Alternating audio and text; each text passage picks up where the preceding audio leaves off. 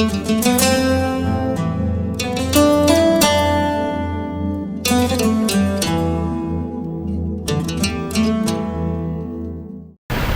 దేవుని వారలారా, కుడి వచ్చిన మీ అందరికీ యేసుక్రీస్తు వారి పేరట నా వందనాలు. చిన్న ప్రార్థన చేసుకుని దేవుని మాటలోనికి వెళ్దామండి. అందరి కళ్ళు మూసినట్లయితే చిన్న ప్రార్థన చేసుకుందాం. పరలోకమందున మా కన్న తండ్రి, ఈ చక్కటి సమయాన్ని సందర్భాన్ని మాకు దయచేసినందుకు వందనాలు తండ్రి. గడిచిన కాలం మొదలుకొని ఈ కాలం వరకు మీ ప్రశస్తమైన కృపలో మమ్మల్ని దాచి కాచి కాపాడినందుకు వందనాలు తండ్రి. నీ అమూల్యమైన మాటలు మేము వింటున్నప్పుడు గత కాలం నుండి నీ కుమారుడు యెరూషలేములోనికి ఏ విధముగా ప్రవేశించాడు, ప్రవేశించిన దాన్ని బట్టి నీ మాటల నెరవేర్పు ఎలా జరిగిందో, ఆనాటి కాలంలో ఆహ్వానించిన ప్రజలు ఆయన ఎలా అర్థం చేసుకోలేదో కొన్ని విషయాలను తెలుసుకొనిచుండగా వాక్య ప్రకారంగా మా జీవితాలను మార్చుకోగలటకు సహాయాన్ని అనుగ్రహించండి తండ్రి. జరుగుతున్న ఈ ఆరాధన క్రమాన్ని మీ చేతికి అప్పగిస్తున్నాము. ఆది నుంచి అంతం వరకు విజయస్వంగా ముందుకు నడిపిస్తారని కోరుకుంటూ మరలా తండ్రిని పిలుచుకునే భాగ్యం మా అందరికీ దయచేస్తారని ఈ చిన్న ప్రార్థన యేసుక్రీస్తు వారి నామమున అడిగి వేడుకుంటున్నాం తండ్రి, ఆమెన్. ప్రియమైన దేవుని వారలారా, కుడి వచ్చిన మీ అందరికీ యేసుక్రీస్తు వారి పేరట నా వందనాలు. ఈ ఆదివారపు దినాన్న ప్రత్యేకత ఏమిటో క్రైస్తవ సంఘాల్లో ఎక్కువగా వినబడే విషయాలేంటో మనకి బాగా తెలుసు. ఈ ఆదివార దినాన్న యేసుక్రీస్తు వారు తన చివరి ప్రయాణంలో భాగంగా యెరూషలేము పట్టణానికి తిరిగి ప్రయాణమయ్యాడు. చాలా చోట్ల చాలా దేశాలలో చాలా ప్రాంతాలలో తన సువార్త ప్రయాణాన్ని ముగించుకొని తన జీవితంలో మిగిలిపోయిన ధర్మశాస్త్రపు భాగాలను నెరవేర్చడానికి మరలా యెరూషలేమునకు వచ్చినట్టుగా మనకి కనబడుతూ ఉంటుంది. యెరూషలేమునకు వచ్చిన ఆయనకి చాలా గొప్ప స్వాగతం అయితే కనిపిస్తూ ఉంది. తన సొంత ప్రజలే కాదు, అనేక మంది అన్యజనులు కూడా తమ వస్త్రాలు పరిచి విలువైన మట్టలు పెట్టుకుని ఆయన్ని ఆహ్వానిస్తున్నట్టుగా, ఆయన్ని ఆ యెరూషలేము పట్టణంలోనికి రమ్మని పిలుస్తున్నట్టుగా వాక్యంలో మనకి కనబడుతూ ఉంటుంది. ఒక చిన్న లేఖన భాగాన్ని దానికోసం మనం చదువుకుని ముందుకు వెళ్దాం. చూడగలిగితే అందరూ మీ చేతిలో ఉన్న బైబిల్ తీసి చూడగలిగితే మార్కు సువార్త 11వ అధ్యాయము 7వ వచనం నుంచి మనం చదువుకుందామండి. మార్కు సువార్త 11వ అధ్యాయము 7వ వచనం నుంచి మనం చదవగలిగితే ఏమంటున్నాడు అంటే, వారు ఆ గాడిద పిల్లను యేసు వద్దకు తోలుకొని వచ్చి తన బట్టలు దానిపై వేయగా ఆయన దాని మీద కూర్చుండెను. అనేకులు తమ బట్టలను దారి పొడుగులను పరిచిరి. కొందరు తాము పొలములలో నరికిన కొమ్మలను పరిచిరి. మరియు ముందు వెళ్ళుచుండి వారందరూ వెనక వచ్చుచుండిన వారందరూ జయము ప్రభు పేరిట వచ్చువాడు స్తుతింపబడునుగాక, వచ్చుచున్న మన తండ్రి అయిన దావీదు రాజ్యము స్తుతింపబడునుగాక, సర్వోన్నతమైన స్థలములలో జయము అని కేకలు వేయు. చాలా జాగ్రత్తగా మనం ఆలోచించగలిగితే యేసుక్రీస్తు వారు యెరూషలేము పట్టణంలోనికి ప్రవేశించే ముందు ఆయనకి ఎలాంటి ఆహ్వానము దొరికింది అంటే, పూర్వ దినాలలో యుద్ధం చేసి వచ్చిన రాజులకు ఎలాగైతే వారు పట్టణంలో ప్రవేశిస్తున్నప్పుడు అందరూ కూడా వచ్చి వారి విజయాన్ని పొగుడుతూ ఉండేవారు, యేసుక్రీస్తు వారు కూడా యెరూషలేములోనికి వచ్చేటప్పటికి ఆయన పరిస్థితి కూడా అలాగే ఉందంట. అందరూ కూడా ఎలా చూస్తున్నారంటే ఒక గొప్ప వ్యక్తి వలె. చాలా జాగ్రత్తగా మనం ఆలోచించగలిగితే యేసుక్రీస్తు అనబడే వ్యక్తి మనం ఆలోచించే విధానాన్ని బట్టి మనకు అర్థమవుతూ సమాజంలో చాలా మందికి ఇప్పటికీ ఆయన సరిగా అర్థం అవ్వలేదు. కాబట్టి ఆయన పక్క దేశం వాడని ఒకడు, ఆయన మనకి సంబంధించిన వాడు కాదని చెప్పేవారు ఒకరు, ఆయన కూడా మనలాంటి మనిషి అని చెప్పేవాళ్ళు చాలామంది. అంతెందుకని యేసుక్రీస్తు వారే తన శిష్యులను అడుగుతున్నాడంట, నా కోసం ప్రజలు ఏమనుకుంటున్నారని అడుగుతున్నప్పుడు ప్రజల్లో కూడా ఆయన కోసం ఏమి లేదంటే ఒక అభిప్రాయం లేదంట. అందరూ కూడా రకరకాలుగా యేసుక్రీస్తు వారి కోసము అనుకుంటూ, కొంతమంది అంటున్నారంట ఈయన ఉచితముగా ఆహారం పెడుతున్నాడు కాబట్టి ఈయన ఎవరంటే, ఈయన ఖచ్చితంగా ఎవరంటే మోషే, ఈయన చూస్తే మోషేలాగా అనిపిస్తుందని కొంతమంది అనుకుంటున్నారంట. మరికొంతమంది అంటున్నారంట ఈయన మాట్లాడడం చాలా రోషముగా మాట్లాడుతున్నాడు కాబట్టి ఈయన ఎవరంటే ఈయన ఖచ్చితముగా ఏలియాలాగే ఉన్నాడు ఈయన. మరికొంతమంది అంటున్నారంట బాప్తిస్మం ఇచ్చి యోహాను తర్వాత వచ్చాడు కాబట్టి బాప్తిస్మం ఇచ్చి యోహానే మళ్ళీ పుట్టాడని చాలామంది అనుకుంటూ, ఆనాటి కాలంలోనే కాదు ఈనాటి కాలంలోనే కాదు ఎవరికి కూడా యేసుక్రీస్తు అనబడే వ్యక్తి సరిగా అర్థం అనేది, ఆయన శిష్యుల్లో కూడా చాలామందికి ఆయన ఎవరో పూర్తిగా అర్థం అనేది, ఆయన శిష్యుల్లో అర్థం కాలేదు, ఆయన కార్యాలు చూస్తున్న వారికి అర్థం కాలేదు. ఈరోజు ఆయన మాటలు చదువుతున్న మనలో కూడా చాలామందికి యేసుక్రీస్తు గూర్చిన సరైన అవగాహన, ఒక మనిషి కూర్చున్న సరైన అవగాహన మనకు వస్తే ఆ మనిషి ఎలాంటి వాడు, అతను మంచివాడా చెడ్డవాడా, అతని గుణగణాలన్నీ మనకు తెలుస్తాయి. అతనితో ఎలా నడుచుకోవాలో ఆ విధంగా మనం నడుచుకుంటూ ఉంటాం. కాకపోతే యేసుక్రీస్తు వారి గురించి మనకు అర్థమైన విషయాలు చాలా తక్కువ, అర్థము చేసుకోవాల్సిన విషయాలు ఇంకా చాలానే. అందుకే బైబిల్లో కూడా క్రొత్త నిబంధనలో యేసుక్రీస్తు వారి జీవితాన్ని 4 సువార్తికులు 4 రకాలుగా వర్ణించినట్టుగా మనకి కనబడుతూ, ఎవరో తెలుసా వాళ్ళు? 4 సువార్తికులు 4 సువార్త పుస్తకాలు రాశారంటే అందులో మొట్టమొదటి ఎవరంటే మత్తయి ఎవరు అంటే యేసుక్రీస్తు వారి దగ్గరకు రాకమునుపు, యేసుక్రీస్తు వారి తన జీవితంలోనికి ప్రవేశించక మునుపు మత్తయి ఎవరంటే బైబిల్ చెబుతుంది సుంకరి అయిన, అతను యూదుల్లో యూదుడే కానీ అతను ఎవరి కోసం పనిచేస్తున్నాడు అంటే అతను రోమన్ గవర్నమెంట్ కోసం పనిచేస్తున్నాడు కాబట్టి యూదులకు మత్తయి అంటే ఇష్టం అనేది. అందుకే చూడండి మత్తయి సువార్త అంతా కూడా మత్తయి ఎవరికి రాశారంటే యూదుల కోసమే రాశారు. యూదులకు యేసుక్రీస్తు వారు ఏమవుతారంటే రాజు. అందుకే మత్తయి సువార్తలు ఎక్కువగా యేసుక్రీస్తు వారిని అభివర్ణించేటప్పుడు ఏమని మాట్లాడుతూ ఉంటాడంటే ఆయన రాజు, ఆయన ఎవరు అంటే యూదుల కోసం వచ్చిన వాళ్ళు ఎదురు చూస్తున్న మెస్సియా.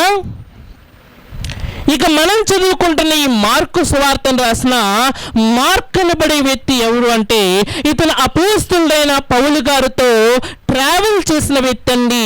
ఈయన ఎక్కువగా అపోస్తలుడైన పౌలు గారితో పాటు అనేక రోమా పట్టణాల్లో తిరిగాడు. రోమీయులకు యేసు ఎలా పరిచయం అయ్యాడంటే ఒక సేవకుడు వలె. అందుకే ఎక్కువ చూడండి, తను తాను తగ్గించుకున్నవాడు హెచ్చింపబడతాడు. అదేవిధంగా గొప్పవాడైన గోరినేర్లా అనేక మందికి సేవ చేయాలని ఎక్కువ మాటలు మనకి మార్కు సువార్తలో మనకి కనబడుతూ. ఇక నెక్స్ట్ వచ్చేది లూకా సువార్త అండి. లూకా సువార్తలో రాసిన లూకా గారు ఎవరు అంటే ఆయన ఒక గొప్ప వైద్యుడు. అంటే ఎవరికి రాస్తున్నారు ఆ సువార్త అంటే 1వ అధ్యాయం 1వ వచనంలోనే కనబడుతుంది.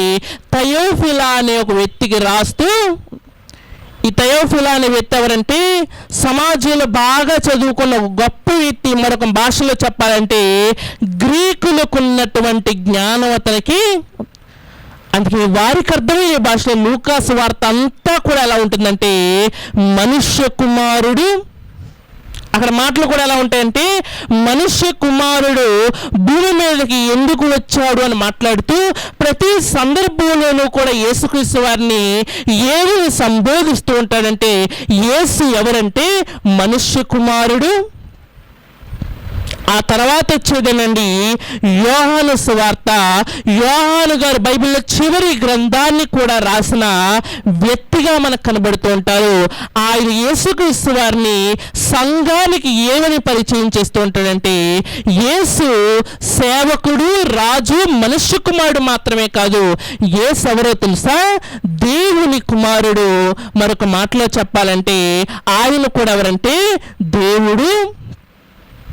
అందుకే 1వ అధ్యాయం 1వ వచనంలోనే వాక్యము దేవుని యొద్ద ఉండెను అని ప్రారంభించిన ఆయన అదే అధ్యాయంలో కిందకు వెళ్ళేసరికి ఆ వాక్యమే శరీర రూపాన్ని ధరించి మనుషుల మధ్యకు.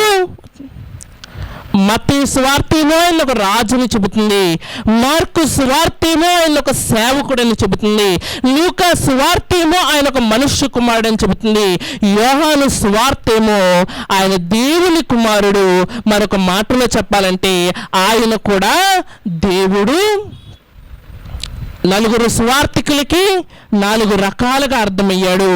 మరి ఆ రోజు ఆయన ప్రవేశించిన యెరూషలేము పట్టణస్థులకి ఆయన ఎలా అర్థమయ్యాడు? అంతేనా కదా అండి? ఈరోజు ఈ యొక్క ప్రత్యేక దినాన్ని జరుపుకుంటున్న యేసు మనకెలా అర్థమయ్యాడు, మనకెలా చేరువయ్యాడు? ఒకరోజు యూదులు చేసుకుంటున్నారంటే వారి పట్టణంలోనికి వచ్చాడన్న సంతోషము ఈరోజు నువ్వు చేసుకుంటున్నావు అంటే దేవుని బట్టి నువ్వు ఆనందిస్తున్నావు. ఆనందించే విషయము నీ బ్రతుకులో ఏదైనాను ఉందా? ఎందుకంటే బైబిల్లో దేవుడు ఏమని చెబుతున్నాడు అంటే, అంచె దినాల్లోనికి వెళ్ళిపోయేసరికి మనుషులకు ఎలాంటి స్థితిగతుల్లోనికి వెళ్ళిపోతారు అంటే, మనుషులు ఎలాంటి పరిస్థితుల్లోనికి వెళ్ళిపోతారంటే, ఏది విలువైనదో ఏది విలువలేనిదో తెలుసుకోలేని పరిస్థితుల్లోనికి. అందుకే తెస్సలోనికీయులకు రాసిన పత్రికలో చెబుతూ ఏమంటూ ఉంటాడంటే, జాగ్రత్తగా పరీక్షించి చేపట్టండి అని మాట్లాడుతూ, ఏది విలువైనదో ఏది ఖ్యాతి కలిగినదో ఏది నిన్ను పరలోకం చేర్చేదో వాటిని మాత్రమే. బైబిల్లో రాయబడినవి అనేక విషయములైనప్పటికీ అందులో లేని విషయాలు ఈరోజు సమాజంలో చొప్పింపచేస్తున్నప్పుడు అవి దేవుడు చెప్పినవా కాదా అని సరిచూసుకుంటూ ఎప్పటికప్పుడు ఏం చేయాలంటే, నేను చేస్తున్న ఈ పని నన్ను పరలోకం వైపు నడిపించగలిగినదేనా? అసలు ఆ రోజు ఏమి జరిగింది? ఆ పట్టణంలోనికి వచ్చిన వారు ఆనందించారు, ఎంతో ఆనందించారు. హోసన్నా అని కొంతమంది పిలుస్తున్నారు, మెస్సియా అని కొంతమంది పిలుస్తున్నారు, రాజు అని కొంతమంది పిలుస్తున్నారు. మరి ఆనందించిన వారి జీవితాల్లోనికి ఆనందాన్ని తీసుకురావడం వెనకాలన్న పరమార్థమేమిటి? కొన్ని విషయాలు ఈరోజు మన యొక్క ఆలోచనలో ఒక 3 విషయాలైతే యేసుక్రీస్తు యెరూషలేములోనికి వచ్చిన తర్వాత జరిగిన ఒక 3 విషయాలైతే మనం ఆలోచించే ప్రయత్నం అయితే చేద్దాం. ఒక 3 విషయాలు ఆలోచిద్దామండి. అందులో మొట్టమొదటి విషయాన్ని మనం చూడగలిగితే అదే మార్కు సువార్త 11వ అధ్యాయము 1వ వచనాన్ని చదువుకునే ప్రయత్నం అయితే చేద్దామండి. మార్కు సువార్త 11వ అధ్యాయము 1-2 వచనాలను మనం చదవగలిగితే ఏమంటున్నాడో చూద్దామండి. వారు యెరూషలేమునకు సమీపించి ఒలీవల కొండ దగ్గరనున్న బెత్ఫగే బేతనియాను గ్రామములకు వచ్చినప్పుడు ఆయన తన శిష్యుల్లో 2 చూచి, మీ ఎదుటనున్న గ్రామమునకు వెళ్ళుడి, అందులో మీరు ప్రవేశింపగానే కట్టబడి ఉన్న ఒక గాడిద పిల్ల కనబడును, దాని మీద ఏ మనుష్యుడును ఎప్పుడునూ కూర్చుండలేదు, దానిని విప్పి తోలుకొని రండి, ఎవడైనను మీరెందుకు ఇలాగు చేయుచున్నారని మిమ్మల్ని అడిగిన ఎడల ఇది ప్రభువునకు కావలసి ఉన్నదని చెప్పుడి, తక్షణమే అతడు దాన్ని ఇక్కడికి తోలి పంపునని చెప్పి వారిని పంపెను. పట్టణంలోనికి వచ్చే ముందు ప్రిపరేషన్ జరుగుతుంది. ఎలా ఎంటర్ అవ్వాలి, ఎలా ఆ యొక్క ఆహ్వానించబడి ఆ ప్రదేశానికి వెళ్ళాలంటే, ఆహ్వానితులైన వారు ఎలా ఉండాలంటే చాలా ప్రత్యేకంగా. స్టేజ్ మీదకు ఒక వ్యక్తిని సన్మానం చేయించుకోవడానికి పిలిచారనుకోండి, ఆ వ్యక్తి సాదాసీదంగా ఉంటాడా? మంచిగా సూట్ వేసుకుంటాడు, లేకపోతే ఆకర్షణీయమైన బట్టలు వేసుకుంటాడు. అప్పుడే 10 మందికి తెలుస్తుంది ఇతనికే ఈరోజు సన్మానం అనేది. మనమే ఉన్నామండి, ఒక ఫంక్షన్కి చీఫ్ గెస్ట్గా పిలిచారు. చీఫ్ గెస్ట్గా పిలిచిన తర్వాత అందరు ఇలాంటి వస్త్రధారణ వేసుకుని మనం అక్కడికి వెళ్ళం. ఎందుకంటే ప్రత్యేకముగా కనబడాలి. ప్రత్యేకముగా కనబడితేనే నేను ముఖ్యమైన వాడిననే విషయము వారికి తెలియజేయబడుతుంది. యేసుక్రీస్తు వారు కూడా యెరూషలేములోనికి వెళ్ళే ముందు అంటున్నాడు, నాకంటూ ప్రత్యేకమైన ఒక వాహనము. ఈరోజు ఒక ప్రాముఖ్యమైన వ్యక్తి ఒక సిటీలోనికి లేకపోతే ఎక్కడికైనా వెళ్ళాలంటే అతను ప్రత్యేకమైన వాహనం ఎలా ఉంటుందంటే, ముందు ఒక 2-3 కార్లు ఉంటాయి, వెనకాల ఒక 2-3 కార్లు ఉంటాయి. అతను దిగక మునిపే ఒక 10 మంది సెక్యూరిటీ బ్యారియర్ల నుంచి ఏం చేస్తూ ఉంటారంటే అతన్ని కాపాడుతూ చూస్తూ ఉంటాం కదండి. ఒక సినిమా యాక్టర్లు కానివ్వండి, గొప్ప గొప్ప వ్యక్తులు కానివ్వండి, ఒక సెలబ్రిటీలు కానివ్వండి, ఎక్కడికి వెళ్ళాలన్నా ముందు ఒక 5 మంది, వెనకాల ఒక 5 మంది చాలా గొప్పగా వారు రావడం ఎలా ఉంటుందంటే చాలా ఆర్భాటంగా. ఆ కారుని చూడగానే, ఆ చుట్టూ ఉన్న బౌన్సర్లను చూడగానే మనకు అర్థమైపోతుంది చాలా గొప్ప వ్యక్తి అనుకుంటా. అందుకే ఒక్కడిని కాపాడడానికి ఎంతమంది వచ్చారంటే కొన్ని 10 మంది ఇక్కడ పనిచేసిన ఒక్కడిని కాపాడడానికి కొన్ని 10 కార్లు వచ్చాయంటే తను చాలా గొప్పవాడు. గొప్పతనం అనేది ఎక్కడ కనబడుతుందంటే మనం వచ్చే ప్రదేశంలో కనబడుతుంది, మనం వేసుకునే బట్టల్లో కనబడుతుంది, మనం ఉండే వాహనాల్లో కనబడుతుంది, మన మాట తీరులో కనబడుతుంది. అంతేనా కదా అండి? అందుకే బాగా సంపాదించిన తర్వాత చాలామంది చేసే మొట్టమొదటి పని ఏంటంటే ప్రపంచం మొత్తానికి తెలిసేలా ఒక మంచి కారు కొనుక్కుంటూ ఉంటారు, మంచి బట్టలు కొనుక్కుంటూ ఉంటారు. కారణం ఏంటంటే నేను గొప్పవాడిని అని తెలియచెప్పడానికి మనిషి ఇలాంటి పనులు చేస్తూ, ఆఫ్టర్ ఆల్ భూమి మీద ఒక సెలబ్రిటీయే కొన్ని కార్లు ముందు పెట్టుకొని 10 మందిని ముందు పెట్టుకొని నేను గొప్పవాడిని అని చెప్పుకుంటున్నప్పుడు యెరూషలేములోనికి వెళ్తున్న వ్యక్తి సామాన్యమైన వాడు. అతను ఎవరో నేను చెప్పమంటారా? ఈరోజు ప్రపంచంలో చాలా మందికి విద్యను నేర్పించి చాలా తెలియని విషయాలు చెప్పిన చాలా మంది ఉపాధ్యాయులకు తెలియని విషయాలు కూడా చెప్పాడు ఆయన. చెప్పాలంటే అందరికన్నా బెస్ట్ టీచర్ అంటే ఆయన కాదా? ప్రపంచంలో చాలా మంది డాక్టర్లు ఉన్నారు. 6 గంటలు 7 గంటలు 10 గంటలు కష్టపడి ఎన్నో కష్టతరమైన ఆపరేషన్లు చేశారు. అలాంటి డాక్టర్లు కూడా సాధ్యం కానీ ఎన్నో పనులు చేశారు. చెప్పాలంటే ఎవరంటే డాక్టర్లు అందరికన్నా గొప్పవాడు. ప్రపంచంలో చాలా కోట్లు ఉన్నాయి. కొంతమంది లాయర్లు ఎంత కాస్ట్లీ అంటే వాళ్ళు వాదించడానికి కూడా కొన్ని కోట్లు తీసుకుంటూ ఉంటారు. అలాంటి లాయర్ల దగ్గర కూడా కొన్నిసార్లు న్యాయం దొరకదండి. కానీ ఏసలాంటి వాడు తెలుసా? తన దగ్గరికి వచ్చినట్టు చాలా మంది పట్టబడిన స్త్రీ నిజానికి ఆ పరిస్థితుల్లో కోట్లు తీసుకున్న లాయర్లు కూడా ఆవిడ్ని కాపాడలేరు. కానీ ఆయన ఎవరో తెలుసా? ఆయన ఏ రోజు లా చదువుకోలేదు, ఏ రోజు ఆయన LLB ఏది చదువుకోలేదండి. కానీ ప్రపంచంలో ఎవరూ ఇవ్వలేనంత గొప్ప తీర్పు ఆయన ఏ రోజు కూడా ఒక జెండా పట్టుకొని 10 మంది కార్యకర్తలు వెనకేసుకొని నేను గొప్పవాడిని అని ఎక్కడా చెప్పుకోలేదు. కానీ ఆయన చేసిన కార్యాలను బట్టి అనేక మంది ఆయన ఏమంటున్నారో తెలుసా? దావీదు కుమారుడా. అందుకే ఆయన పేరు వెనకాల ట్యాగ్ కూడా ఏంటో తెలుసా? యేసు క్రీస్తు ప్రభువు. ప్రభు అనే మాటను ఇంగ్లీష్లో లార్డ్ అని పిలుస్తూ ఉంటారు. లార్డ్ అంటే దానికి ఉన్న మరొక పదం ఏంటి అంటే కింగ్ అంటే ఏంటో తెలుసా? రాజు. ఆయన నెత్తి మీద కిరీటం లేదు, ఆయనకంటూ అంతఃపురం లేదు, ఆయన చుట్టూ సేవకులు లేరు, ఆయనకంటూ సైనికులు లేరు. కానీ ఆయన ఎవరో తెలుసా?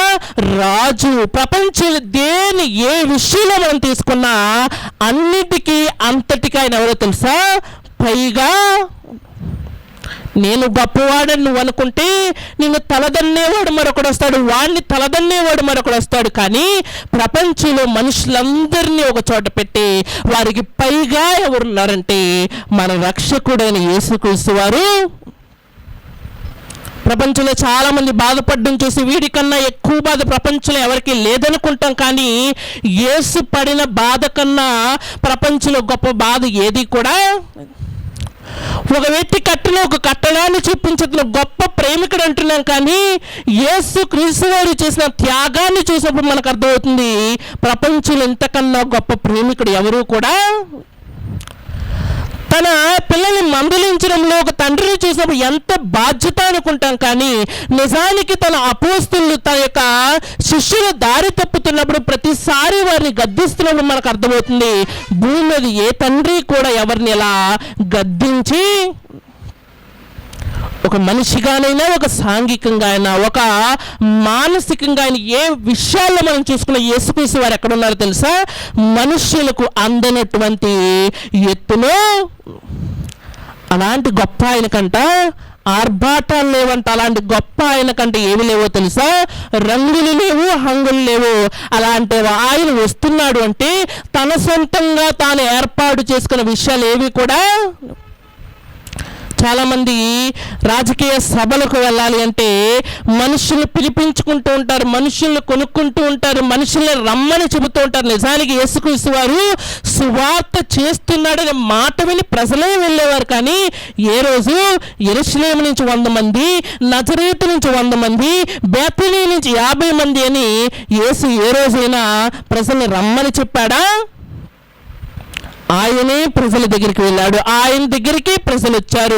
ఏ రోజు ఎవరిని బలవంత పెట్టలేదు, ఏ రోజు ఎవరిని మభ్య పెట్టలేదు. ఏ రోజు ఈరోజు మనం మాట్లాడుకుంటూ ఉంటాం కదా, మారుస్తున్నాడు, మతం మారుస్తున్నాడు అనే మాట ఎక్కడా కూడా యేసు జీవితంలో. ప్రపంచంలో ఎవరు ఉపయోగించే గొప్ప ఆయుధమైన ప్రేమను ఉపయోగించి అనేక మనుషుల మనస్సులను మార్చిన గొప్పవాడైన యేసు యెరూషలేములోనికి వెళ్ళడానికి ఆయనకున్న వాహనం ఏంటో తెలుసా? గాడిద. ఆ గాడిదకు కూడా ఒక ప్రత్యేకత ఉంది. ఆ గాడిదకు ఉన్న ప్రత్యేకత ఏంటో చెప్పమంటారా? దాని మీదంట అప్పటి వరకు ఎవ్వరూ కూడా కూర్చుని, గాడిద చాలా ఇజ్రాయిల్ దేశంలో లేకపోతే ఎడారి దేశాల్లో చాలా ప్రాముఖ్యమైన జంతువు అండి. గుర్రాలు ఎలాగైతే వాళ్ళు ప్రాముఖ్యంగా వాడుతూ ఉంటారు, యుద్ధానికి గుర్రాలు వాడతారు, గాడిదలు దేనికోసం వాడతారో తెలుసా? ఒక శాంతికి, ఒక మరి ఎవరితోనైనా ఒక మంచి విషయానికి వెళ్తున్నప్పుడు వారు గాడిదను ఉపయోగిస్తూ, యేసుక్రీస్తు వారు కూడా ఎంచుకున్న గాడిద ఎలాంటిది అంటే సిద్ధపరచబడిన గాడిద. అది ఎలాంటిది అంటే అది యేసు కోసమే ప్రత్యేకముగా ఉన్న వాహనము. అందుకేనండి బైబిల్లోని గాడిద మీద ప్రయాణించిన వాళ్ళు ఇద్దరు గొప్ప వాళ్ళు ఉన్నారు. అందులో మొట్టమొదటి పట్టాభిషేకం జరగబడిన తర్వాత అదే గాడిద మీద బెత్లెహేముకు వెళ్ళిన ఒక తెలివైన రాజు పాత నిబంధనలో కనబడుతూ ఉంటారు. ఎవరో తెలుసా? ఆయన పేరే ప్రపంచంలో అందరికన్నా చాలా తెలివైన వాడు, జ్ఞానము కలిగిన వాడు. అతని తండ్రి ఏమంటున్నాడో తెలుసా? నా కుమారుడు గుర్రం మీద కాదు, దేని మీద వెళ్ళాలో తెలుసా? గాడిద మీద. ఆయన ఎవరో తెలుసా? ఆయన పేరే సొలొమోను. కొత్త నిబంధనలో మరలా అలాంటి సీన్ ఎక్కడ రిపీట్ అవుతుందంటే యేసుక్రీస్తు వారు కూడా ఒక రాజుగా, ఒక సేవకుడిగా, ఒక మనుష్య కుమారుడిగా, ఒక దేవునిగా ఆయన యెరూషలేములోనికి దేని మీద వెళ్తున్నాడు అంటే గుర్రం మీద వెళ్తాం లేదు. ఎందుకంటే గుర్రము దేనికి సంకేతం అంటే యుద్ధానికి. గాడిద మీద ప్రయాణము కట్టాడంట. గాడిదతో ఆయన చెబుతున్నాడు అంట, నేను యుద్ధము చేయడానికో, గొడవ పడ్డానికో, లేక మీ జీవితాలు చిన్నాభిన్నం చేయడానికి రావటం లేదు.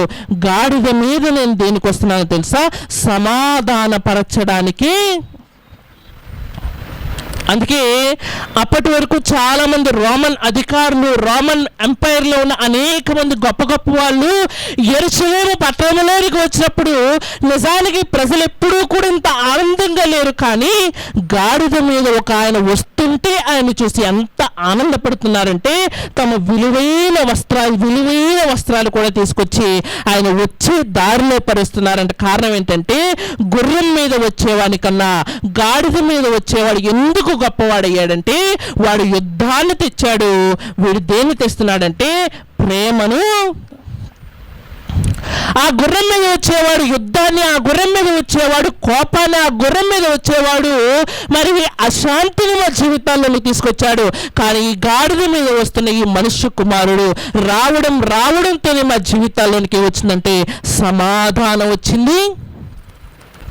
అందుకేనండి ప్రత్యేకంగా దీనికోసము పాత నిబంధన గ్రంథములో కూడా నా కుమారుడు రాబోయేవాడు గాడిద మీద వస్తాడని దేవుడు ముందుగానే ఎందుకు రాయించాడంటే అదొక ప్రత్యేకమైన వాహనము. ఆ వాహనమే పిలుగుతుంది అసలు యేసు యెరూషలేములోనికి ఎందుకు వస్తున్నాడో. నిజానికి యేసుక్రీస్తు వారు యెరూషలేముకి ఎందుకు వెళ్తున్నారని ఆయనకు తెలుసు కదా. అదే ఆయన యొక్క చివరి యెరూషలేములోనికి ఒక దారిన వెళ్తున్నాడు, మరలా తిరిగి వచ్చే అవకాశం లేదు. నిజానికి అలాంటి పరిస్థితుల్లో వేరే వారు ఎవరైనా అయితే ఆ యెరూషలేముకు దూరంగా వేరే ఏదైనా ప్రదేశానికి ఖచ్చితంగా వెళ్ళిపోతారు. అంతేనా కదా అండి.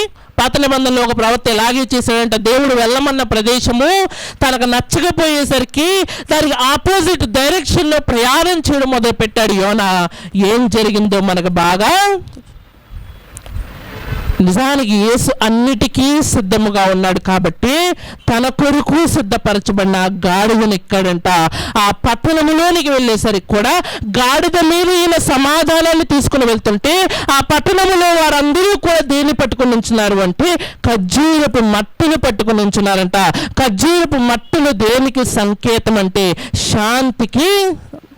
అందుకే చూడండి, ఈరోజు ప్రపంచంలో చాలా ఆర్గనైజేషన్స్ లోగోస్ మనం చూస్తే ఆ చుట్టుపక్కల మనకి కొన్ని ఆకులు కనబడుతూ ఉంటాయి. దేనివి అంటే ఒలీవ చెట్లు, లేకపోతే మనం చదువుకున్న మరి ఖర్జూరపు చెట్టు మట్లు.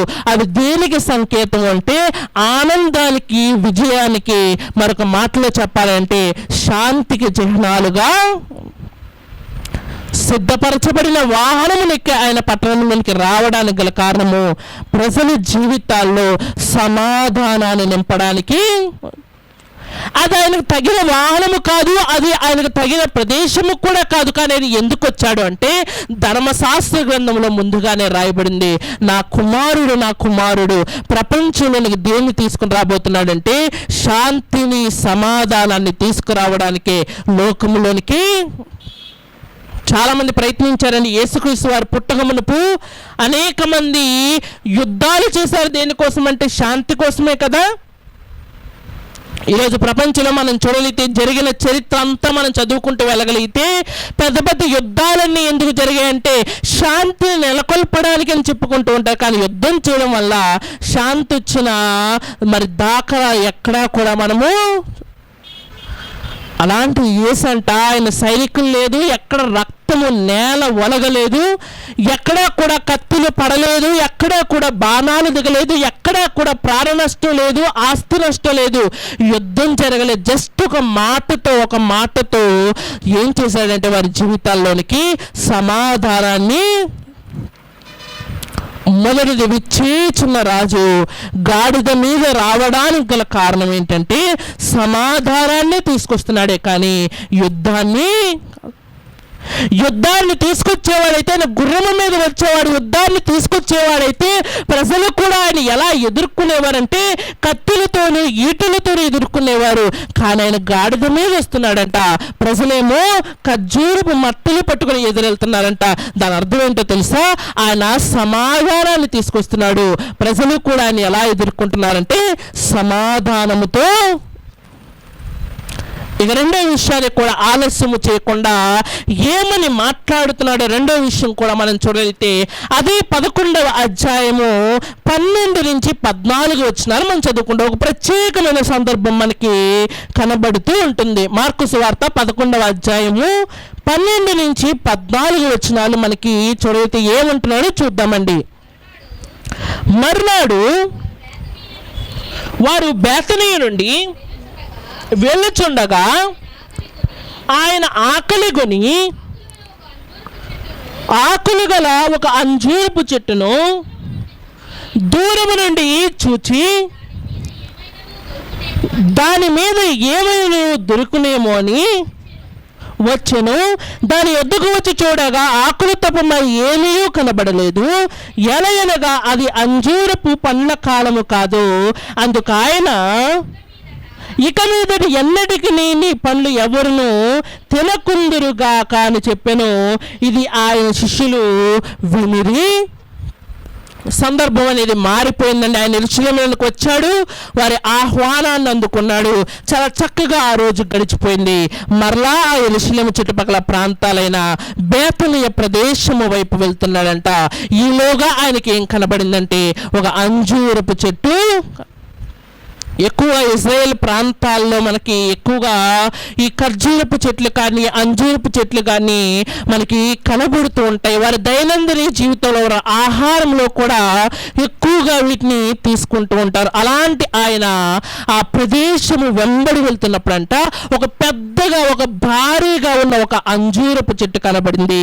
చాలా గొప్పగా పెద్దగా ఎత్తుగా ఉంది కదా, ఒక ఫలమైనా దీని దగ్గర ఉండకపోదా అని వెతికి చూసినప్పుడంట ఒక్క ఫలము కూడా, కొమ్మలు చాలా ఎత్తుగా ఉన్నాయి, ఆకులు చాలా పచ్చగా ఉన్నాయి, చెట్టు చాలా ఎత్తుగా ఉంది, చాలా బలంగా ఉంది. కానీ చెట్టుకు మనిషి ఆశించే ప్రాథమికమైన విషయాల్లో ఒకటే ఏది లేదంటే కాయలు పండ్లు లేకపోయేసరికి కోపముతో ఒకటే మాట అంటున్నాడంట, ఈ చెట్టు ఏమైపోతుందంటే మరలా నేను ఈ ప్రదేశానికి వచ్చినప్పుడు ఇది ఏమైపోతుందో తెలుసా, ఎండిపోయి వాడిపోయినదిగా.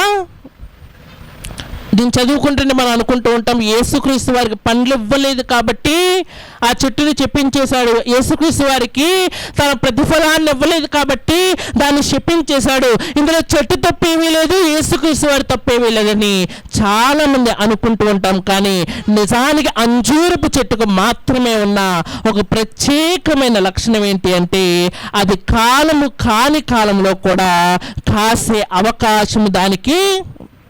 చాలా చెట్లు చూడండి, దాని ఫలాలు ఎప్పుడు వస్తాయంటే సీజనల్గా వస్తూ ఉంటాయి, అంటే సంవత్సర కాలంలో ఈ కాలంలో మాత్రమే దొరుకుతూ ఉంటాయి. ఒక మామిడికాయలు చూడండి, అలాగే కొన్ని కాయలు చూడండి ఆ కాలంలోనే కాస్తాయి, ఆ కాలంలోనే దొరుకుతాయి.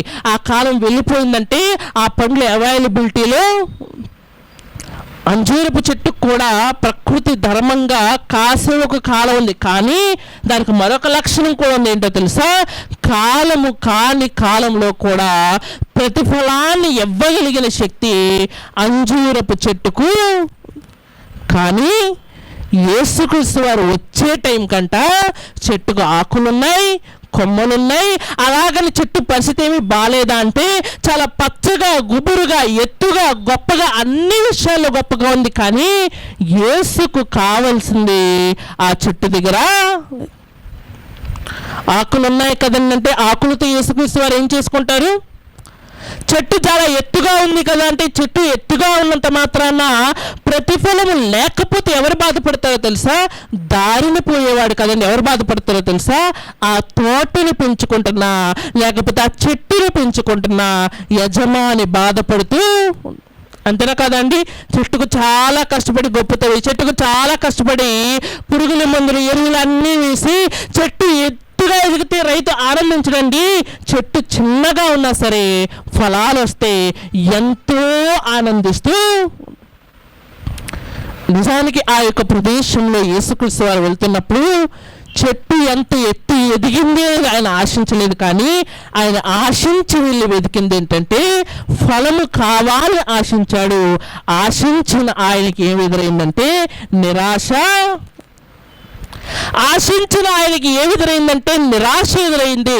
రాజుగా ఆయన మార్గాన వెళ్తున్నప్పుడు లేకపోతే దేవునిగా ఆయన మార్గాన వెళ్తున్నప్పుడు ఆహ్వానింపబడిన వాడుగా ఆయన మార్గాన వెళ్తున్నప్పుడు ఆయనకు అందుబాటులో ఉండవలసిన ప్రతిఫలము ఆయనకు అందుబాటులో లేకుండా. ఈరోజు మన జీవితంలో మనం ఆలోచించగలిగితే ఈరోజు ఈ మట్లాదివారాన్ని ఎందుకు జరుపుకుంటున్నామనే విషయం కూడా చాలామందికి. మట్లాదివారం అనగానే మట్లు ఉన్నాయా, 10 మంది పిల్లలు ఉన్నారా, 2-3 పెద్దవాళ్ళు ఉన్నారా, అయిపోయింది అదే మట్లాదివారం అని మనం పిలుచుకుంటూ. ఇంకా విచిత్రమైన విషయం ఏంటంటే ఒకప్పుడు మట్లు పెట్టుకుని రోడ్డు మీద తిరిగేవారు, ఈరోజు ఆ యొక్క కార్యక్రమం కూడా ఒక్కొక్కరు ఫోన్లో పంపించుకుంటున్నారు మట్లాదివారం అని చెప్పి. ఈరోజు ప్రభు ఈ యొక్క ఆదివారాన్ని చూసేది నువ్వు మట్లు కోసుకొచ్చావా, ఉదయాన్నే ఊరి మీద తిరిగావా, 10 చోట్ల గట్టిగా అరిచావా అనేది కాదండి.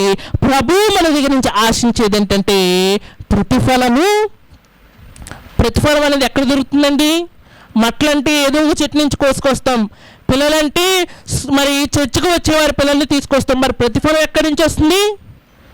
ప్రతిఫలం అనేది నీ బ్రతుకులో నువ్వు పని చేసి కష్టము చేసినప్పుడు చెమట ఎలాగైతే వస్తుందో దేవుని సన్నిధిలో కూడా ఏం వస్తుందో తెలుసా? ప్రతిఫలం అనేది. విచారకరమైన విషయం ఏంటంటే మట్టలున్నాయి, పిల్లలున్నారు, అరుస్తున్నారు, కానీ రావాల్సిన వాడు రాకపోతే ఇదంతా వృధానే కదా, అంతేనా కదండి? యెరూషలేములోనికి ఆయన రావడానికి గాడిద సిద్ధంగా ఉంది, యెరూషలేములోనికి ఆయన రావడానికి బట్టలు పరిచారు, యెరూషలేములో ఆయన వస్తాడని చెప్పి కొన్ని వేల మంది ఎదురు చూస్తున్నారు, కానీ యేసుక్రీస్తు వారు రాలేదనుకోండి, అదంతా ఏంటి? వృధా, ప్రయాస. ఈరోజు మన జీవితంలో అన్నీ ఉన్నాయి కానీ ఏమి లేదంటే రాబోయే రాజు ఎక్కడ లేడంటే మన జీవితాల్లో రావాల్సిన వాడేమో ఇక్కడికి రాలేదు. మనం ఏం చేస్తున్నామంటే ఎప్పుడో వచ్చాడు కదా దాన్ని బట్టి ఆనందిస్తున్నాం, కానీ ఈరోజు కూడా నీ జీవితంలోనికి ఆయన రావడానికి సిద్ధంగా ఉన్నాడు. ఆయన ఎదుర్కోవడానికి నువ్వు సిద్ధంగా ఉన్నావా అంటే చాలా ఎత్తు ఎదిగామండి, చాలా బలంగా ఎదిగాము, చాలా గొప్పగా ఎదిగాము, కానీ మన దగ్గర ఏమి లేదంటే ప్రతిఫలాలు. ఒక బైబిల్ పట్టుకొని దేవుని పూర్తిగా అర్థం చేసుకొని ఒక క్రైస్తవుని చూసావు ప్రభువు కూడా ఇదిగా అనిపిస్తుంది. ఏమనంటే బైబిల్ పట్టుకొని వెళ్తున్నంత మాత్రాన్ని ఇదిగా ప్రతిఫలాలు ఉండవు. నువ్వు ఎదిగావు. ఎలా ఎదిగావంటే ఆ కాయలు లేని అంజూరపు చెట్టు వలె, ఆ కాయలు లేని అంజూరపు చెట్టు వల్ల మనం ఎలా ఉన్నామంటే ఆహ్వానింపబడిన వాడు మన దగ్గరకు వచ్చి ఏం చేయాలంటే ప్రతిఫలాన్ని తీసుకుని మమ్మల్ని ఆ యొక్క ప్రతిఫలాన్ని తిని ఆనందించి ఆశీర్వదించి వెళ్ళాలి. కానీ ఆయన మన దగ్గరకు వచ్చేసరికంట ఆయనకు కావలసినవి తప్పితే అన్నీ కూడా తెల్లని వస్త్రాలు ఉన్నాయి, చేతిలో బైబిల్ ఉంది, నోట్లోంచి పాటలు వస్తున్నాయి, చక్కని వాతావరణం ఉంది, కానీ మనసులో ఎవరు లేదంటే రావలసిన విచ్చేయాల్సిన రాజు మనసులో ఆయనకి ఏమీ లేదంటే స్థానం అనేది. అందుకే మనం ఒక పాట పాడుతూ ఉంటాం కదా, ఫలములను ఆశించి ఒక వ్యక్తి వెదక వెళ్ళాడంట, కానీ ఆయనకి ఏమి దొరకలేదంటే ప్రతిఫలము. అందుకే ఆశీర్వదింపబడవలసిన చెట్టు ఏమైందో తెలుసా? శాపగ్రస్తముగా. అందుకే కిందకి వెళ్ళేసరికి అదే అధ్యాయంలో మనము కిందకి వెళ్ళేసరికి మనం చూడగలిగితే ఏమంటున్నాడు అంటే అదే అధ్యాయంలో మనం చూడగలిగితే 20వ వచనాన్ని మనం చూడగలిగితే ఏమంటున్నాడు అంటే 20వ వచనం చూడగలిగితే పొద్దున్న వారు మార్గమును పోవుచుండగా అంజూరపు చెట్లు వేళ్ళు మొదలుకొని ఎండుటి చూచిరి. అప్పుడు పేతురు ఆ సంగతి జ్ఞాపకమునకు తెచ్చుకొని బోధకుడా ఇదిగో నీవు చెప్పించిన అంజూరపు చెట్టు ఎండిపోయినని ఆయనతో. దాని బ్యాడ్ లక్ ఏంటో కూడా తెలుసా? అది ఫలము లేనిది ఎక్కడ ఉండాలో తెలుసా? దూరంగా ఉండాలి. కానీ దాని బ్యాడ్ లక్ ఏంటంటే ముందు వరుసలో యేసు వచ్చే మార్గములోనే. మన దగ్గర ఏదైనా కొదువుగా ఉందనుకోండి, ముందు దాన్ని వెళ్ళి సంపాదించుకొని వచ్చేప్పుడు దేవుని సన్నిధిలో నిలబడాలి. మనం ఏం చేస్తామంటే ఎక్కడొచ్చి ఎత్తుక్కుంటూ ఉంటాం, ఎక్కడొచ్చి సంపాదించుకుందామని చూస్తూ ఉంటాము. బైబిల్లో దీనికి సంబంధించిన ఉదాహరణ మనకు కనబడుతూ ఉంటుంది. పెళ్లికి ఆహ్వానింపబడిన వారు రాకపోతే ఆ పెళ్లి ప్రధాని అంటున్నాడంటే ఊర్లో ఎవరు దొరికితే వారందరినీ పెళ్లికి తీసుకురండి అనగానే అందరూ కూడా పెళ్లి అనగానే రెడీ అయ్యి మంచి వస్త్రాలతో వచ్చారంట. ఒక బద్ధకస్తుడు మాత్రం ఏం చేశాడంటే పెళ్లికే కదా వెళ్ళేది, తినడానికి వెళ్ళేది కదా, నా బట్టలతో ఆయనకి ఏం పని అనుకుని లోపలికి వెళ్ళాడంటే లోపలికి వెళ్ళిన తర్వాత ఎవరికి కనబడకూడదు ఆ ప్రధానికే కనబడ్డాడంట. వెంటనే ఆయన వచ్చి అడుగుతున్నాడంట, నీ పెళ్లి వస్త్రాలేవి? నీ పెళ్లి వస్త్రాలు లేకుండా నువ్వు ఈ పెళ్లికి నువ్వు ఎలాంటి వాడో తెలుసా? ఆహ్వానితుడు. దేవా నేను ఎదుగుతున్నాను, దేవా నేను చిగురిస్తున్నానని చెప్పుకోవడం గొప్ప విషయం కాదు. మన నుంచి దేవునికి ఏం కావాలంటే ప్రతిఫలాలు లేని ఒక చెట్టు పరిస్థితి మనం చూస్తున్నాం కదా, అది శపించబడిందంట. శపించబడి మరి దేనికి పనికి రాకుండా దాని జీవితము. ఈరోజు మన జీవితాల్లో కూడా ప్రభువు కావాలనుకున్న ప్రతిఫలమేమో మన జీవితంలో కనిపించడం లేదు. ప్రభు వద్దన్న విషయాల్లోనేమో చాలా ఎత్తుగా, ప్రభు బైబిల్లో చెప్పని విషయాలేమో చాలా ఏపుగా, ప్రభు దేవుడు బైబిల్లో రాయించిన విషయాల్లోనేమో చాలా గొప్పగా వేరు పారి చిగురించి సమాజంలో కనబడుతున్నాము. దేవుడికి దీనితో సంబంధము ఆయనకు కావాల్సింది ఏంటో తెలుసా? నుంచి ప్రతిఫలాలు ఆయన ఆశిస్తూ, ఆ ప్రతిఫలం లేని నీవు ఆయన వచ్చే దారిలో నీకు స్థానం అనేది. మొదటి విషయం, ఆయన రాజుగా గాడిద మీద ఎందుకు వచ్చాడు అంటే ఆయన సమాధానాన్ని తీసుకుని వచ్చినాడు. ప్రజలు కూడా మట్టులు పట్టుకుని సమాధానముతో ఆయనకి ఎదురెళ్తున్నారు. అందుకే ఏ రాజు సాధించలేని తన ప్రజల్లో తీసుకురావాలనుకుంటుంది యేసుక్రీస్తు వారు ఒకరోజు యెరూషలేము పట్టణంలో చేసి, రెండవది ఆయన మార్గంలో ఉన్నవన్నీ కూడా సిద్ధపరచబడి ఆయన కోసం సిద్ధంగా ఉండాలి. ఒక గాడిద ఎలాగైతే సంసిద్ధముగా యేసుక్రీస్తు వారిని మొయ్యడానికి రెడీగా ఉందో, ఆ రోజు అంజూరపు చెట్టు కూడా ఆయన వచ్చే టైంకి, ఆయన వచ్చే ప్రదేశంలో, ఆయన వెళ్ళే మార్గంలో నిజానికి అది ఫలించుండాలి. అదేమి ప్రకృతి అధర్మము కాదు, దాని ధర్మాన్ని బట్టి ప్రభు అడిగాడు. కానీ దాని దగ్గర ఏమి లేదంటే ప్రతిఫలం అనేది. ఈరోజు ప్రభు వచ్చే టైంకి కూడా నీ నుంచి చూసేది ఏంటో తెలుసా? ప్రతిఫలాలు కావాలని కోరుకుంటూ, నువ్వు ఎంత ఎత్తుకు ఎదిగావు, నీ ఇల్లు ఎంత హైట్లో ఉంది, నీ బంగారం ఎంత గొప్పదిగా ఉంది, మనుషులు చూసే కొలమానాలు ఎప్పుడూ కూడా దేవుడు ఆయన చూసేది ఏంటో తెలుసా? ఆత్మీయంగా ఎంత ఎదిగావో, అనేక మందిని ప్రభువులో ఎంత ఎత్తుకు ఎదిగింపచేసావనేది చూస్తాడు. నీ కష్టార్జితం తాలూకు ప్రతిఫలాలను ఆయన గమనిస్తూ, ఇక మూడో విషయము, చివరి విషయానికి మనం వెళ్ళిపోదాం. మూడో విషయము, ఆయన అసలు మట్లాదివారం రోజు యెరూషలేముకు రావడానికి గల కారణం ఏంటో తెలుసా? ఇందాక మనం చదువుకున్న, ఒకసారి ఆ మాటను మరలా మనం చదువుకున్నాం. పైకి వెళ్ళి చూడగలిగితే 9వ వచనం నుంచి మనం చదువుకుందామండి. ఏమంటున్నాడో చూద్దామండి. 9వ వచనంలో మనం చదవగలిగితే ఏమంటున్నాడో చూద్దామండి. మరియు ముందు వెళ్ళుచుండిన వారు వెనక వచ్చుచుండిన వారును, జయము ప్రభు పేరిట వచ్చేవాడు స్తుతింపబడుగాక, వచ్చుచున్న మన తండ్రి అయిన దావీదు రాజ్యము స్తుతింపబడుగాక. నెక్స్ట్ మాట చాలా జాగ్రత్తగా చదవగలిగితే, సర్వోన్నతమైన స్థలముల్లో జయము అని కేకలు వేయచ్చు. అరిస్తే ఎక్కడికి వినబడాలి, ఎక్కడ స్తుతి కలగాలి ఆయన చెబుతున్నాడంటే, సర్వోన్నతమైన ప్రభు వచ్చాడంటే ఆనందం ఎక్కడ వినబడాలంటే దేవుని సన్నిధిలో ఆ ఆనందపు తాలూకు ఛాయలు మనకి వినబడుతూ ఉండాలంట. అందుకే ఆయన రావడం యెరూషలేములో ఒక ఫిలాతు ఇంటికో, లేకపోతే అక్కడ ఉన్న హేరోదు ఇంటికి, ఎవరింటికి వెళ్ళలేదండి. ఫస్ట్ ఎక్కడికి వెళ్ళాడు తెలుసా? దేవాలయంలో స్తుతి జరగాలి, దేవాలయంలో ప్రార్థన జరగాలి, దేవాలయంలో దేవుణ్ణి ఆరాధించాలి, అక్కడ జయము కలగాలి. ఆ ప్రదేశం బాగుంటేనండి మన జీవితాలు బాగుంటాయి. కానీ ఆయన మందిరానికి వెళ్ళేసరికి పరిస్థితి ఏంటంటే, పై మాటలు మనం చూడలేతే 15వ వచనం నుంచి మనం చదవలేదు. ఏమంటున్నాడు అంటే, వారు యెరూషలేమునకు వచ్చినప్పుడు ఆయన లోనికి ప్రవేశించి దేవాలయంలో క్రయ విక్రయములు చేయవారిని వెళ్ళగొట్టను ఆరంభించి, రూకలు మార్చువారి బల్లలను, గువ్వలమ్ము వారి పీటలను పడద్రోసి, దేవాలయము గుండా ఏ పాత్రను ఎవరిని తేనీయకుండెను. దేవాలయంలో ఏం జరుగుతుందంటే క్రయము విక్రయము, అమ్ముతున్నారంట, కొంటున్నారంట. దేవాలయంలో ఏం జరుగుతుందంటే రూకలు మార్చేవారంటే కరెన్సీ. మనం ఎయిర్పోర్ట్లో దిక్కానే ఎలాగైతే కరెన్సీ ఎక్స్చేంజ్ చేసుకుంటూ ఉంటామో, రోమీలకు సంబంధించిన కరెన్సీని, యూదులకు సంబంధించిన కరెన్సీని నిజానికి రూకలు మార్చేవారు ఊరి బయట ఉండాలండి. కానీ ఎక్కడున్నారో తెలుసా? దేవాలయంలో. మరి కొంతమంది అంటున్నారంట, దేవునికి బలి ఇవ్వడానికి గొర్రెలు, మేకలు, గువ్వలు అవసరం కదండి, కాబట్టి అవి దగ్గరే అమ్ముతున్నావు దేవాలయంలోనే. యేసుక్రీస్తు వారికి పట్టరారంత కోపం వచ్చేసింది. ఎందుకో తెలుసా?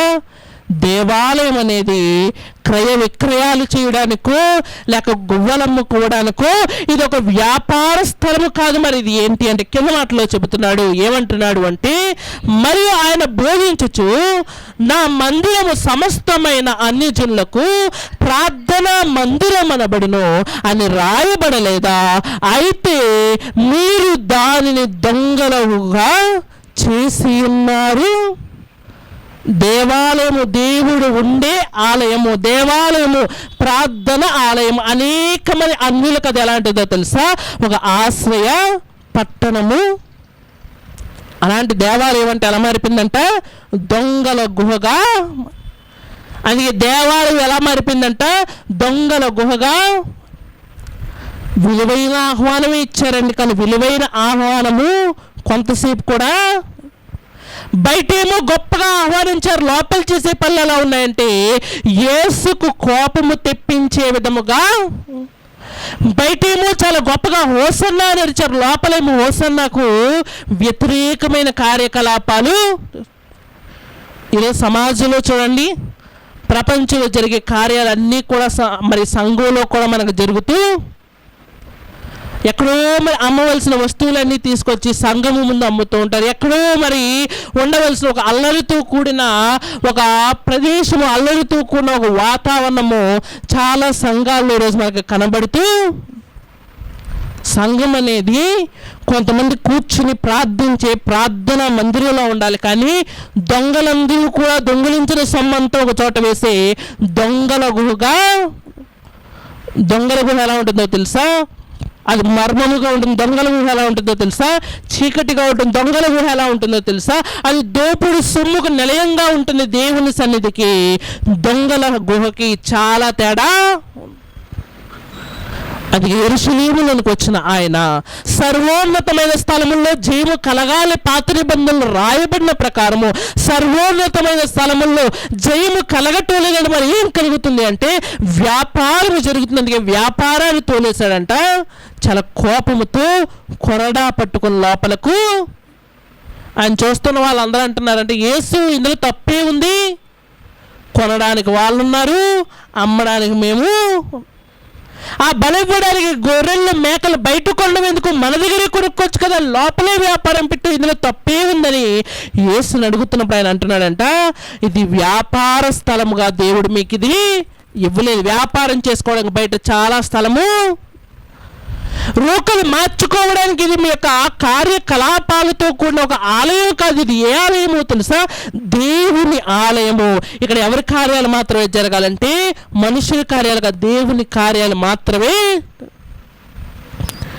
ఆహ్వానింపబడిన వాడు తాను వెళ్ళవలసిన తనకిష్టమైన ప్రాంతానికి వెళ్ళేసరికి దేవుని పని కాకుండా ఏం జరుగుతుంది? మనుషుల బిజినెస్ అనేది.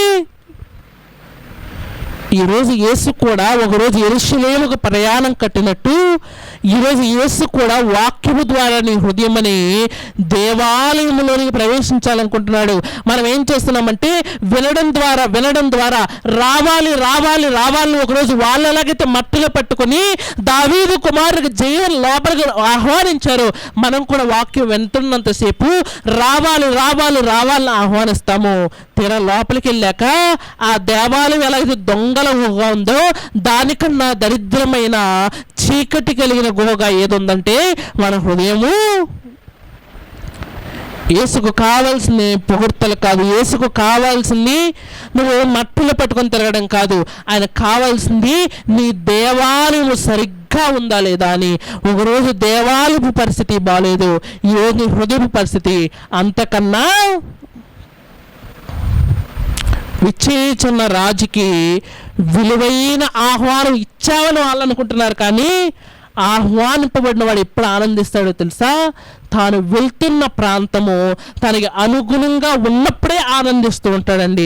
ప్రభు ఈ లోకానికి వచ్చింది కూడా ఏదో ఇంత ముద్ద పెడతావనో, ఏదో నీకు తోచింది ఇస్తావనో, ఏదో నీకు నచ్చింది చేస్తావనో కాదండి, నీ బ్రతుకు మార్చడానికే వచ్చాడు. అలాంటి నీ బ్రతికే బాగోకుండా నేను ప్రభువుకి ఎంత ఇద్దాం అనుకుంటున్నాను, అంత ఇద్దాం అనుకుంటున్నాను, నేను ప్రభువు కోసం ఎంత చేశానని చెప్పడం వల్ల ఏ ఉపయోగము కూడా. పౌలు గారు దీనికోసం మంచి ఎగ్జాంపుల్ చెబితే ఏమంటూ ఉంటాడంటే ప్రేమ లేకుండా నేను నా శరీరాన్ని కాల్చబడుటకు ఇచ్చిన ఉపయోగం ఏమి కూడా. ఇక్కడ ప్రేమ లేకుండా ఈ మొత్తం శరీరాన్ని అవయవ దానం ఇచ్చిన దేనికి ఉపయోగం లేదండి. ముందు ఏది మారాలంటే మనసు మారకుండా మనం ఏం చేస్తామంటే వేషధారణ మార్చేస్తూ బొట్టు తీసేస్తూ ఉంటాము, చేతులకున్నవి కాళ్ళకున్నవి మెడకున్నవి అన్నీ తీసేస్తూ ఉంటాము. దేవుడేమో ముందు మనసు మార్చుకోండి అని చెప్తే అది తప్పితే అన్నీ చేస్తూ దేవుడి ముందు మనసు మార్చుకోండి, బ్రతుకు మార్చుకోండి అంటే మనం ఏం చేస్తామంటే కట్టుబాట్లు మార్చుకుంటూ ఉంటాం. మనం ఏం చేస్తూ ఉంటామంటే వస్త్రాలు మార్చుకుంటూ ఉంటాం. మనం ఏం చేస్తూ ఉంటామంటే దేవుడు చెప్పనే మార్చుకుంటూ ఉంటాం. దేవుడు చెప్పిందేమో గాలికి వదిలేస్తూ ఎక్కడ వేసిన గొంగలుగా అక్కడే ఎందుకు ఈరోజు క్రైస్తవం ఉండిపోయిందో తెలుసా? ఆ రోజు మట్టలు పట్టుకుని తిరిగిన వాళ్ళకి అర్థం కాలేదు, ఈరోజు మట్ల ఆదివారం చేసుకుంటున్న మనకి అర్థం కాలేదు. యేసు వచ్చింది నీతో జేజేలు కొట్టించడానికి కాదు, నీ బ్రతుకు మార్చడానికి. ఒక ప్రాముఖ్యమైన విషయం చెప్పమంటారా? నిజానికి ఆ మట్టులు తెంపడం అనేది చాలా కష్టమైన ప్రక్రియ. దాన్ని ఏం చేయాలో తెలుసా? ఆ ముళ్ళులతో ఉంటుంది కాబట్టి దాన్ని ఏం చేయాలంటే విరగొట్టాలండి. విరగొడితేనే మట్ట చేతికి వస్తుంది. అందుకే ఇశ్రాయేలీయులు మట్టను చేతితో పట్టుకోవడం ఎలా భావించారో తెలుసా? ఒక విజయముగా. ఈరోజు నీ జీవితంలో కూడా విరుగుగొట్టబడలేని ముళ్ళుగా నీ జీవితంలో ఏంటో తెలుసా? దాన్ని యేసుక్రీస్తు వారు విరగొట్టారంట. దాన్ని కొరింథీ పత్రికలో మాట్లాడుతూ అంటూ ఉంటాడు, మరణమా నీ విజయం ఎక్కడా, మరణమా నీ ముళ్ళెక్కడా? ఒకరోజు ప్రపంచం మీద విజయం సాధించాడు కాబట్టి ఆయన మట్టలో పట్టుకుని యెరూషలేము ఆహ్వానించింది. ఈరోజు నువ్వేం సాధించావు? ఆదివారం సంఘానికి వెళ్ళడం కూడా ఒక సాధింపేనా అంటే, మనకన్నా ఎక్కువగా 6 రోజులు మరి నిర్ణయిత ప్రాంతాలకు వెళ్ళే ఉద్యోగస్తులు, మరి అనేక మంది పిల్లలు చాలామంది ఒకరోజు దేవుని దగ్గరికి వెళ్ళడము సాధింపు కాదు కదా, అది చిన్న భాగం కూడా. మోకాళ్ళు వేస్తున్నాను కదండి అంటే, ఈరోజు ఒకసారి మోకాళ్ళు వేస్తున్నాం ఎంత గొప్పగా ఫీల్ అవుతే, ఒకరోజు యేసుక్రీస్తు వారి కోసము ప్రాణాలు అర్పించిన వారు కూడా మట్టలు పట్టుకునే ముందు ఆలోచించడం లేదని గొప్పగా చేశానా? ఇంకొక విషయం చెప్పమంటారు, యేసుక్రీస్తు వారి కోసం సిద్ధపరచబడినదిగా ఒక గాడిద ఉంది. గాడిదలు ఎలా ఉంటాయో తెలుసా? చాలా మటుకు గాడిదలు కొన్ని మరి మృదు స్వభావాలుగా ఉంటాయి, మరికొన్ని ఎలా ఉంటాయంటే చాలా పొగరుగా ఉంటూ ఉంటాయి. అందుకే వాటికి గట్టి చావు దెబ్బలు కూడా ఎందుకు కొడుతూ ఉంటారు అంటే మాట వినలుగా గాడిదలు ఉంటూ ఉంటాయి. ఈరోజు నీ మనసు కూడా ఎలా ఉందో తెలుసా? ఒక కంచెల గాడిద వలె, ఒక అడవి గాడిద వలె ఇలా ఉంటే ప్రభువు నీ మీద ప్రయాణించగలడా? ఆలోచించండి. ఇలా ఉంటే ప్రభువు నీ మీద ప్రయాణించగలడా? ప్రయాణించలేడండి. ఎందుకంటే ఒక కంచెల గాడిద, ఒక అడవి గాడిద ఎవరి మాట వినదు, ఎవరి మాట వినని ఒక తిరుగుబోతు గాడిద మీద యేసు ప్రయాణం అనేది. అందుకే ప్రయాణించే గాడిద కూడా రోజు సాదృశ్యంగా ఏం చెబుతున్నాడు తెలుసా? అది సాధువైనట్టు అనంట. దాని మీద ఇదివరకు ఎవరు కూడా ప్రయాణం అనేది ఆయన ఆ రోజు పట్టణంలోనికి రావడానికి గల కారణం కూడా అదే. తన యొక్క దేవుని మందిరం ఎలా ఉందో చూద్దామని వచ్చాడు. ఈరోజు నీ హృదయాన్ని బాగు చేద్దామని వచ్చినప్పుడు అన్నీ మార్చుకుంటున్నావు హృదయాన్ని మట్టుకు. అలాగే ఏదైతే వద్దన్నాడో ఆ వద్దన్నగానే నీ బ్రతుకనేది అలా ఉండిపోతూ.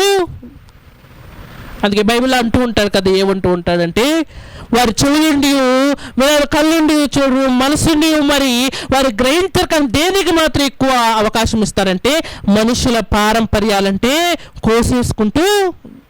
అంతేనా కదా అండి? మనుషుల పారంపర్యాలంటే మనకి చాలా బాగా. క్రిస్మస్లో క్రీస్తు లేకపోయినా చెట్టు ఉండాలి, మట్ల ఆదివారం రోజు ప్రభువు లేకపోయినా మట్లు ఉండాలి, అంతేనా కదా? గుడ్ ఫ్రైడేలో సిలువ లేకపోయినా ఆ యేసుక్రీస్తు వారు లేకపోయినా మన బ్రతుకులు చెక్క సిలువైనా. ఆచారాలకు అలవాటు పడి నీకు అర్థము పరమార్థం ఏ రోజుకి నీకు అర్థం అనేది ఎప్పుడైతే దాన్ని విడిచిపెట్టి విచ్చేయుచున్న రాజుకు నువ్వు విలువైన ఆహ్వానం ఎప్పుడు ఇస్తావో తెలుసా? అతను నువ్వు ఆహ్వానించి నీ యొక్క మందిరంలోనికి ఏమి ఇవ్వాలంటే స్థానం ఇవ్వాలి. స్థానం ఇవ్వకుండా నువ్వు ఆయన ఆహ్వానించడం వల్ల పెద్ద ఉపయోగం ఏవి కూడా.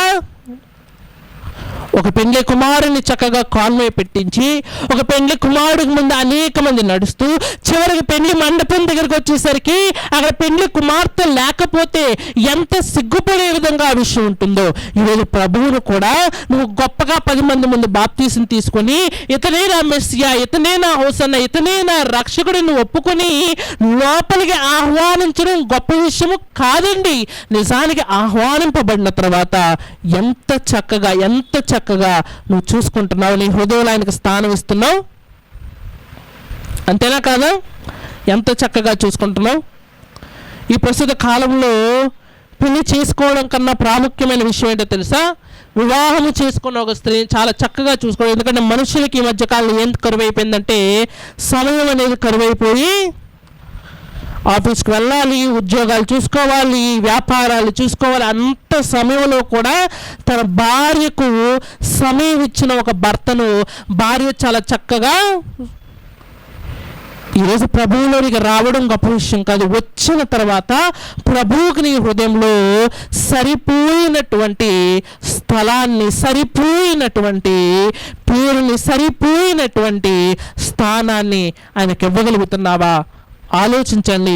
ఒకరోజు పిలిచిన వారు, ఆహ్వానించిన వారు మట్టలోపు సాయంత్రానికి వెళ్ళిపోయారు. కానీ ఆయనకు కావలసిన మందిరం ఎలా ఉందంటే ఇంకా ఆయనకు తగినట్టుగా ఈరోజు మట్లాది వారు కానివ్వండి, గుడ్ ఫ్రైడే కానివ్వండి, ఈస్టర్ కానివ్వండి, క్రిస్మస్ కానివ్వండి, ఎన్ని నీ జీవితంలోనికి వచ్చి ఎన్ని పండుగలు చేసుకున్నా నీ బ్రతుకు మారకపోవడం వల్ల పెద్ద ఉపయోగం ఏది కూడా. మరొక విషయం చెప్పమంటారా? ఏదో అందరికీ పండుగలు ఉన్నాయి కాబట్టి మనకి ఉండాలి నువ్వు చేసుకుంటున్నావు, కానీ నమ్మకార్థంగా నిజంగా నీ బ్రతుకు మారితే, నిజంగా ప్రభువు నీ జీవితంలోనికి వస్తే ఒక గుడ్ ఫ్రైడేయో లేకపోతే ఒక ఈస్టర్ రావాల్సిన అవసరం లేదు. ప్రభువు నీ జీవితంలో అంటే తెలుగులో ఒక పదం ఉంటుంది, ప్రతిరోజు కూడా ఏంటో తెలుసా? పండగ కన్నా గొప్పగా ఆనందం నీ జీవితంలోకి రావాలి అంటే వస్తున్న రాజును రిసీవ్ చేసుకోవడం మాత్రమే కాదు, అతను ఉండడానికి మన దగ్గర ఏముండాలంటే తగినంత చోటు. ఒకరోజు దేవాలయంలోనికి వెళ్ళిన ఆయనకు అది దొరకలేదు. ఈరోజు నీ హృదయంలోనికి వెళ్ళినప్పుడు కూడా దొరకకపోతే ఆయన ఈ ప్రపంచంలో ఉండి కూడా ఉపయోగం అనేది. అందుకని వెళ్ళిపోతూ ఒక మాట అంటూ ఉంటాడు, నేను మరలా ఈ లోకంలోనికి వచ్చినప్పుడు విశ్వాసమును కనుగొందన, విశ్వాసముతో కూడా చిన్న హృదయంలో ఆయన ఉంటానంటున్నాడు. అలాంటి హృదయాలు ఈరోజు ఏమైపోయాయి అంటే కరువైపోయినవిగా.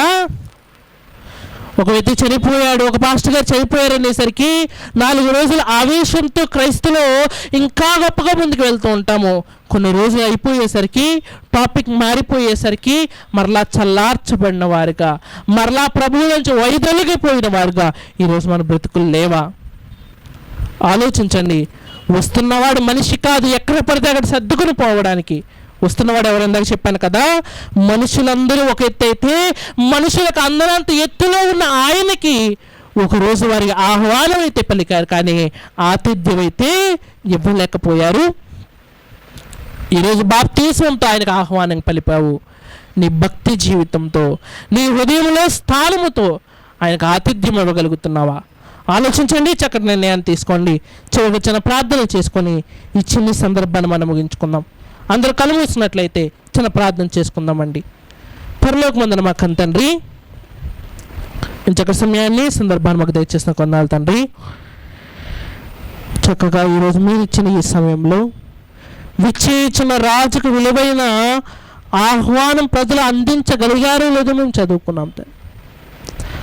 వస్త్రధారణ మార్చేసి, వేషధారణ మార్చేసి, కట్టుబట్లు తీసేసి ఇదే ప్రభువు కావాలనుకుని మోసపోతున్న ఈ రోజుల్లో మా జీవితంలో మనసు మారనిదే ఏది మారదని మేము తెలుసుకున్నాం తండ్రి. మట్టిన విజయానికి, గాడిద సమాధానానికి సంకేతమని వాటితో నీకు ఎదురెళ్తూ మా జీవితంలో ప్రతిఫలాలు నీకు చేకూర్చాలని తెలుసుకున్నాం తండ్రి. బహుగా ఎదిగాము తండ్రి, కానీ మాలో ప్రతిఫలాలు లేవేమో. సహాయాన్ని అనుగ్రహించండి తండ్రి. తన చివరి దినాల్లో యెరూషలేము పట్టణంలో తాను చనిపోతానని తెలిసి ముందుగా వెళ్ళిన యేసుక్రీస్తు వారి లాంటి గొప్ప ధైర్యాన్ని మాకిచ్చి